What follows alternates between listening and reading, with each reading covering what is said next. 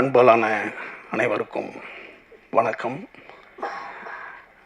Imman sir ஒரு சுந்தர் பிச்சை மிகப்பெரிய ஒரு ஒரு இதில் பேசுவார்ல, ஒரு மிகப்பெரிய மோட்டிவேஷன் ஸ்பீச் கொடுப்பார்ல, ஒரு சத்தியம் நாதல்லாம் பேசுவாங்கள்ல ஒரு தொழிலதிபர்களுடைய மாநாட்டில், அவ்வளோ தெளிவாக அழகாக சார் பயங்கரமாக நல்லா பேசுகிறீங்க சார்.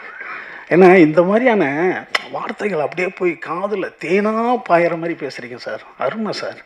அடுத்தது இன்னொரு விஷயம், எவ்வளோ ஆடியோ ரிலீஸில் பாடல்கள் வெளியீட்டில் இசையமைப்பாளர் வருவார், ஆனால் எந்த இசையமைப்பு வெளியீட்டிலையும் சார் நாங்கள் பாடகர்களை பார்த்ததே இல்லை சார். சார் பயங்கரமான வேலை பார்த்துட்டீங்க சார்.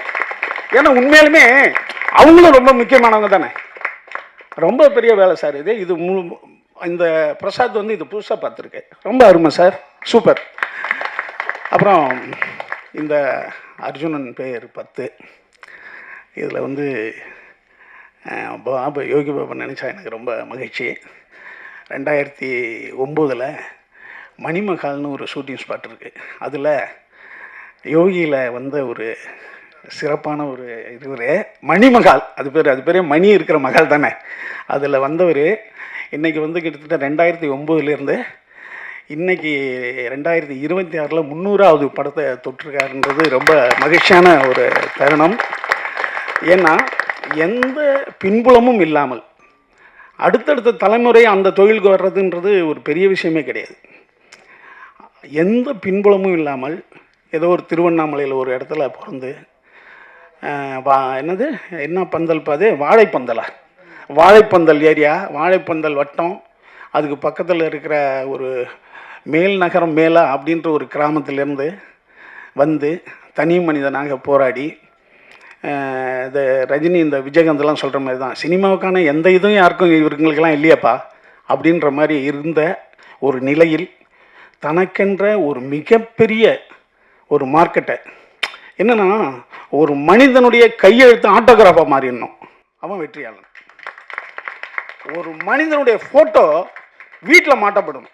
இப்போ யோகி பாபுனா வாங்க எனக்கு செல்ஃபி எடுக்குன்னு வீட்டில் மாட்டுறான்ல, ஒருத்தனுடைய பட்டம் வீட்டில் மாட்டப்படணும். ஏன்னா ஒருத்தனுடைய சொல் தெரியாத மனிதனும் கேட்கப்படணும். யார் அவர் பேசுகிறாரு, நல்லா இருக்குப்பா அப்படின்னு நம்ம யாருன்னே தெரியாதவன் கேட்கணும். இப்படிலாம் போயிட்டா அவன் மாபெரும் ஆசீர்வதிக்கப்பட்டவன், வெற்றியாளன். அப்படி பாபு இந்த நிலையை அடைகிறதுக்கு அவருடைய இறைவனுடைய துணையும் இருந்திருக்கு நிச்சயமாக. ஏன்னா எனக்கு தெரிஞ்சு நம்பியார் சாமிகளுக்கு பிறகு சினிமாவில் மிகப்பெரிய ஒரு பக்தனாக நான் பார்க்குறது பாபா தான். அவர் கேரளாவின் போனால் ஒரு கோயில் மாதிரி வச்சுருப்பாரு சார். ஏன்னா கடவுள் இருக்கு இல்லைன்றது விடுங்க, ஆனால் நம்புனா அது இருக்கும். அது அப்படி நம்பி நான் இருக்கிறேன்றதால உனக்கு நல்லது பண்ணுறேன்டா அப்படின்னு அந்த கடவுள் நல்லது பண்ணுறதா தான் நான் நினைக்கிறேன். வாழ்த்துக்கள் பாபு, இன்னும் பல உயரங்களை நீங்கள் தொடரும். இன்னும் சொல்லப்போனால் பல 1000 படங்களை பண்ணி கின்னஸில் இடம் பெறணும். இன்னும் பல பேருக்கு நன்மை செய்து உங்களுடைய வாழ்க்கை தரம் எல்லாராலும் புகழப்படணும். வாழ்த்துக்கள் வாழ்த்துக்கள் வாழ்த்துக்கள். அடுத்து நம்ம ராஜ்மோகன், நம்ம லெனின்கிட்டையும் நம்ம சுசீந்திரன்கிட்டையும் வேலை செய்ய. ஏன்னா சுசீந்திரன் பாருங்கள் எவ்வளோ அழகாக சொல்லிட்டு போயிட்டார். ஏன்னா இவனை சேர்த்துக்கலன்னா நம்ம இன்னும் டார்ச்சர் ஆயிடுவோன்ற அளவுக்கு ஒரு உதவி வைக்கினர். அதோடு இல்லாமல் இவன் இந்த ராஜ்மோகன் வேறு இடத்துக்கு போன பிறகு அவனை கூப்பிட்டு, அதுதான் ஒரு ஒரு ஒரு கரிஷ்மான்றது. எங்கேயோ போனவனை இவங்ககிட்ட ஒரு விஷயம் இருக்குடான்னு கூப்பிட்டு, யோகி பாபு நீ கதை பண்ணுடான்னு சொல்லி அதை ஒரு சிறந்த படமாக மாற்றினது இருக்குல்ல. வாழ்த்துக்கள் ராஜ்மோகன். ஏன்னா சினிமா ஒருத்தவங்களை சொல்லும், நம்ம சினிமா விட்டு போனாலும் நீ உண்மையாக உழைச்சின்னா சினிமா உன்னை இழுத்துக்கும். சினிமா மட்டும் இல்லை, எந்த தொழிலுமே. அதுக்கு நீங்கள் ஒரு உதாரணமாக இருக்கீங்க. இன்னும் பல படங்களை சுசீந்திரன் சொன்ன மாதிரி பல படங்கள் நீங்கள் செய்து மிகப்பெரிய வெற்றியாளனாக வர என்னுடைய அன்பு வாழ்த்துக்கள். இந்த படம் ஒரு திருட்டை பற்றி சொல்லுது. திருட்டு என்பது சாதாரண விஷயம் கிடையாது. ஏன்னா இப்போ கார்த்திக் நாயகர் சொன்ன மாதிரி எல்லாருமே இங்கே திருடர்கள் தான். ஏன்னா எல்லாருமே ஏன்னா திருடாதவன் ஒன்று பைத்தியமாக இருக்கணும், இல்லைன்னா பிறக்காதவனாக இருக்கணும், அவ்வளோதான். ஏன்னா கோயிலுக்கே பெரிய பூட்டு தான் நம்ம போடுறோம். கோயில் தான் சாமி, அவர்லாம் நம்மளை காப்பாற்றுறவர், அவருக்கே பெரிய பூட்டு போட வேண்டியிருக்கீங்க. ஏன்னா அப்போ ராமர் கோயிலில் நேற்று ஒரு பெரிய திருட்டு நடந்து போச்சு. அப்போ எல்லாம் கோயிலே திருட ஆரம்பிச்சிட்டானு. அப்போ திருட்டு என்பது ஒரு இல்லாதவன் செஞ்சிருவான், இருக்கிறவனும் செய்கிறான். அது இல்லாதவன் தான் சார் திருடுறான்னு கிடையாது. திருட்டு என்பது இருக்கிறவனும் திருடுறான். அப்போ அது வந்து ஒரு பொதுவானது தான். அது ஏசை காட்டி கொடுத்துட்டாங்க. 30 காசுக்கு ஏசை காட்டி கொடுத்த யூதாஸ் அவன் வந்து ஃபீல் பண்ணிட்டான். அப்புறம் ஃபீல் பண்ணிவிட்டு அதே தேவாலயத்தில் போய் நான் தப்பு பண்ணிட்டேங்க, காசை திருப்பி கொடுத்துட்றேங்கன்றான். ஐயா போட அவனுக்கு காவடிச்சாச்சு இன்னுமே ஆடான பிறகு அவனும் தற்கொலை பண்ணிக்கிறான். அப்போ இங்கே வந்து கடவுளே காட்டி கொடுக்குற சமூகம் இங்கே உண்டு. ஏன்னா யாதாம் ஏவாள் தான் முதல் மனிதர்கள்ன்றான். முதல் கொலை அவங்க குடும்பத்தில் நடக்குது. ஆதாவனுடைய முதல் பையனான காயின் அவனுடைய சகோதரனை கொல்றான், ஆபேலை கொல்றான். அதான் முதல் கொலை. அப்போ இது எல்லா இடத்துலையும் நடக்கிறது தான். அப்போ இதில் ஏதோ ஒரு மர்மமும் உண்மையும் இருக்குது. திருட்டு கொலை இதெல்லாம்.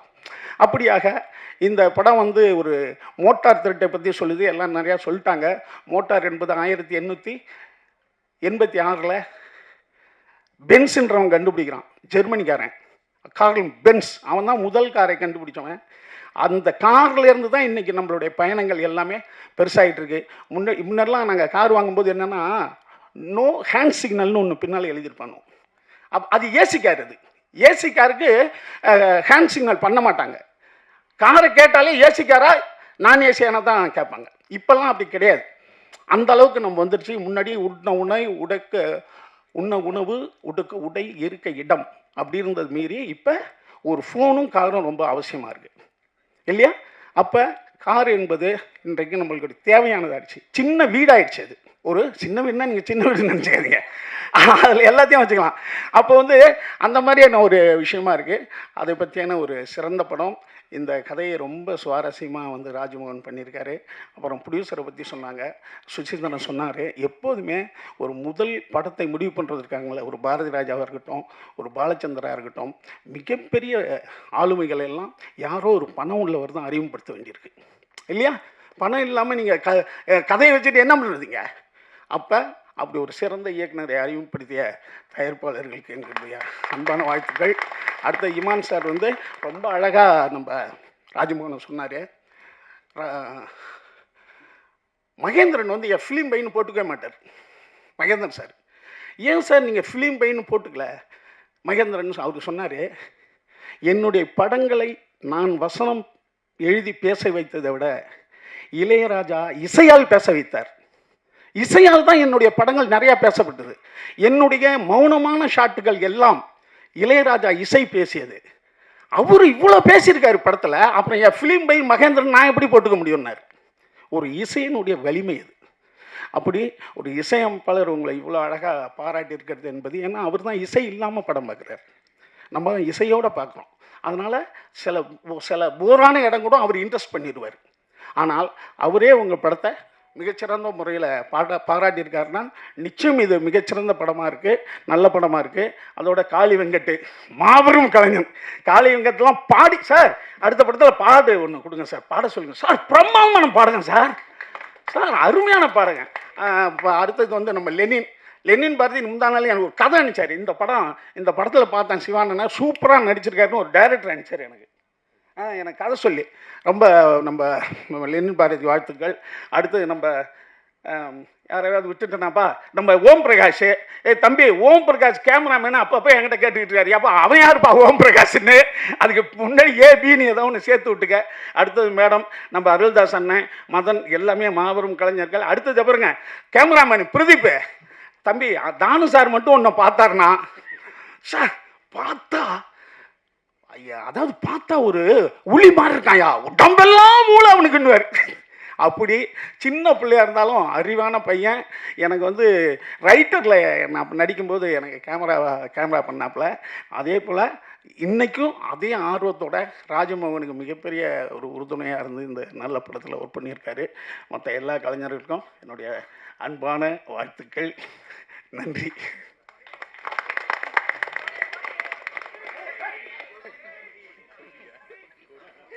தம்பி, இந்த கொடி 15 வருஷமாக எங்ககிட்ட இருக்குது. நாங்கள் எல்லாம் தோரணம் கட்டுவோம். எந்த படம் ரிலீஸ் ஆனாலும் தோரணம் கட்டுவோம். அந்த கொடி அதே மாதிரியே தனுஷ் ராஜிக்கு யாராவது கல்யாணம் ஆச்சுன்னா அந்த கொடியை தான் தோரணம் கட்டுவானுவேன். அடுத்தது வந்து காது குத்து எல்லாத்துக்கும் அது போவோம். இப்போ என்ன ஆச்சுன்னா, இந்த பசங்க கொஞ்சம் பேர் அதை காரில் மாட்டுற மாதிரி ரெடி பண்ணி எடுத்துகிட்டு வந்துட்டாங்க. இப்போ நாங்கள் வந்து வருஷம் வருஷம் மாவட்ட தலைவர்கள், செயலாளர்கள், பொருளாளர்கள், அமைப்பாளர்கள் இவங்களெல்லாம் கூப்பிட்டு புதுப்பிப்போம். ஏன்னா ஒருத்தன் திடீர்னு துபாய்க்கு வேலைக்கு போயிடுவான், செயலாளராக இருந்தவன். அதுக்கு பதிலாக இன்னொரு போஸ்டிங் போடணும். அப்படி இல்லைன்னா இருக்கிறவங்களுக்கே திரும்பி புதுப்பிச்சு தருவோம். அடுத்தது புதிய மன்றங்கள் திறந்துருப்பாங்க, அதை பற்றி டிஸ்கஸ் பண்ணுவோம். அப்படி வருஷம் வருஷம் ஒரு விழா நடத்துவோம். அதை இந்த தடவை நடத்தினோம். அதில் சில பசங்க காரில் மாட்டுற மாதிரி அந்த கொடியை ரெடி பண்ணி எடுத்துகிட்டு வந்தாங்க. அதை 4 பேருக்கு மாட்டி விட்டோம். அதை வந்து சில நண்பர்கள் வந்து புதிய கொடி அறிமுகன்ற மாதிரி நினச்சிக்கிட்டாங்க. அந்த கொடி எங்கள்கிட்ட இருக்கிற கொடி தான் அது. நன்றி, வணக்கம். என்னென்ன உள்ள புரியல. ஆமாம், இல்லை அதான் ஆனால் சூரியனே ஒரு ஸ்டார் தான். ஒவ்வொரு மனிதனும் ஒரு ஸ்டார் ஆகணும். ஒவ்வொரு மனிதனும் வெளிச்சத்தில் இருக்கணும். வெளிச்சம் ஆகணுன்ற ஒரு அடையாளம் தானே அது, இல்லையா? அதனால் இது அமெரிக்கா கொடிகளையும் தான் ஸ்டார் இருக்குது, இல்லையா?